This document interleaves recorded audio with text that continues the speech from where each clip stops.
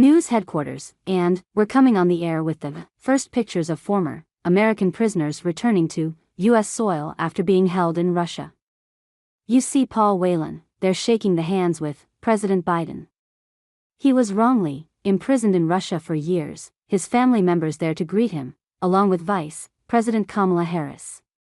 You see him shaking her hand. They are part of the welcoming committee at Joint Base Andrews in Maryland. The motorcade arrived a short time ago. There is a group of about 20 friends and family members greeting this plane. You see Paul Whelan looking into the eyes of Vice President Kamala Harris talking about this landing. As you know, this is completing the historic multinational prisoner exchange between the US, Russia and 4 other countries. You see Paul Whelan hugging the president and now the vice president. That plane, which you see there on the tarmac carrying Paul Whelan, as well as journalist Evan Gershkovich, who works for the Wall Street Journal, Paul Whelan, now hugging family members. You hear? A buzz, cheering. There's the Wall Street Journal reporter. That's Paul Whelan's sister greeting him on the tarmac. We just saw Evan Gershkovich hug Kamala Harris, shaking the president's hand, giving him an embrace as well.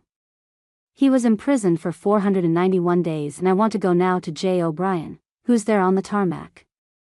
Jay, paint a picture for us of this emotional homecoming.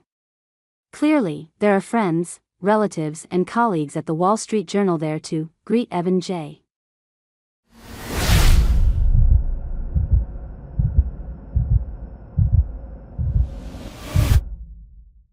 Juju.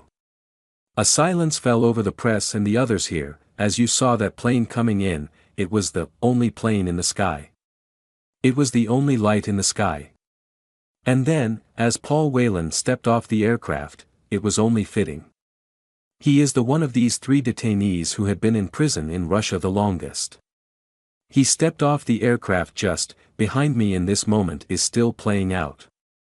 He hugged President Biden. He hugged Vice President Harris, and then he went to his sister. This cheer that just erupted, you might be able to hear it. Juju. That is from he's picking her up. That is Evan Gershkovich picking up what I believe to be his sister, or no, his mother.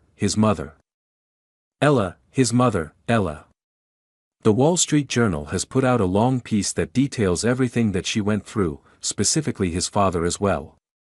She was buttonholing diplomats at dinners by herself. She was a one-woman negotiating machine. She went to Russia with his father. She met the Wall Street Journal reports with his interrogators in Russia. She fought tirelessly to bring her son home. And the image you just saw was him pick her up in joy. It's quite emotional, Jay.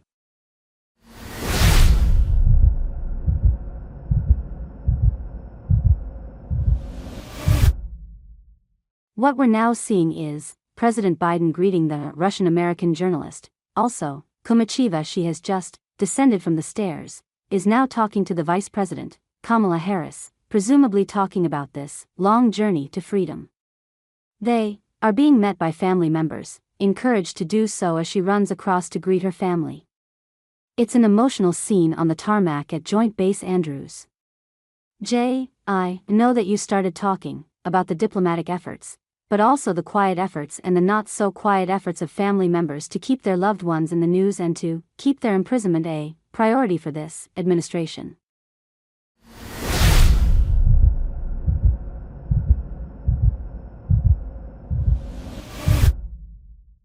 And the strength it took to do that and endure what these families have gone through just very quickly. Juju, you see, still Alyssa Kurmasheva hugging her family, her daughter there, in the gray shirt. Her daughter turns 13 years old tomorrow. Her daughter Miriam, she was the one that President Biden sang happy birthday to at that event earlier today, an emotionally fraught experience for them. You see Elizabeth Whelan on the tarmac behind me as well. She is Paul Whelan's sister. President Biden joked earlier to your point about families, demonstrating strength that she practically lived in the Oval Office for the past few years, the near 6 years that Paul Whelan has been in prison trying to advocate for her brother's release. I talked to a source close to these negotiations who said that Elizabeth Whelan was a pit bull, constantly holding this administration and other administrations to account, advocating for her brother and doing it all.